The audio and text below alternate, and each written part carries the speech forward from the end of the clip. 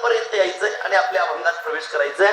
जोग महाराजांनी जनमानसापर्यंत संत वाङ्मय पोहोचावं याकरता वारकरी शिक्षण संस्थेची स्थापना केली. आणि जोग महाराजांनंतर क्रांतिकारी संत अवतीर्ण झाले, ज्यांचा आपण फिरताना लढे सप्ताह या ठिकाणी उत्सव साजरा करतोय. आपल्या सगळ्यांचं श्रद्धास्थान गुरुनाम गुरु प्राप्त स्मरण गुरु बंकट स्वामी महाराज. काय केलं स्वामी महाराजांनी?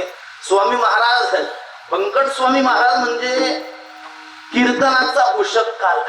कीर्तन जनसामान्यांपर्यंत भजन ही व्यवस्था पोहोचावी, कीर्तन जनसामान्यांपर्यंत पोहोचावं, ही विशेष क्रांती स्वामी महाराजांनी केली. आणि दुसरी क्रांती स्वामी महाराजांनी अशी केली, आईसाहेब मुक्ताई मातेचं श्री क्षेत्र मेहुण महाराजांनी स्थापना आईसाहेबांची जी आहे 1900 संशोधन केलं. 1934 साली मी आपण ज्यांच्या परिसरात राहिलो, जे पारगावला महाराज असायचे, बाबुराव महाराज मेहुणकर महाराजांच्याच ग्रंथात एका ठिकाणी असं वाचलंय की 1934 साली महाराजांनी अधिक मासाचा उत्सव त्या ठिकाणी श्री क्षेत्र मेहुणला महिनाभर केला.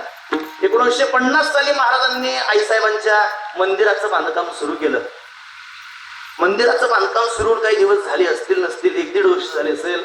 स्वामी महाराजांना अर्धांगवायूचा आजार झाला आणि महाराजांनी ती सगळी जबाबदारी आपले शिष्य असणारे काशीनाथ महाराज उर्फ भाऊंवर सोपवली आणि सांगितलं, जो आईसाहेबांचा मूर्ती प्राण प्रतिष्ठेचा विधी आहे तो शास्त्रशुद्ध आणि यथासांग पद्धतीनं झाला पाहिजे. आईसाहेबांच्या मूर्ती प्राण प्रतिष्ठाचा विधी आहे तो वैशाख शुद्ध दशमीला सुरू झाला आणि वैशाख वद्य प्रतिपदेला मेहुणला श्री क्षेत्र मेहुणला तापी दिली. आईसाहेबांची मूर्ती प्राण प्रतिष्ठा ज्या क्षणाला झाली, आईसाहेबांची मूर्ती प्राण प्रतिष्ठा तिकडे मेहुण झाली आणि स्वामी महाराजांनी इकडे त्याच क्षणी देह ठेवला.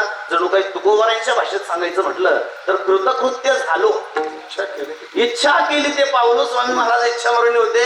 आपलं शेवटचं एक विशेष क्रांती महाराजांना करायची होती. आईसाहेबांचं समाधी स्थळ, त्याचं संशोधन आणि आईसाहेबांची ज्या वेळेला तिकडे प्राण प्रतिष्ठा झाली त्यावेळेला महाराजांनी देह ठेवला. विठ्ठला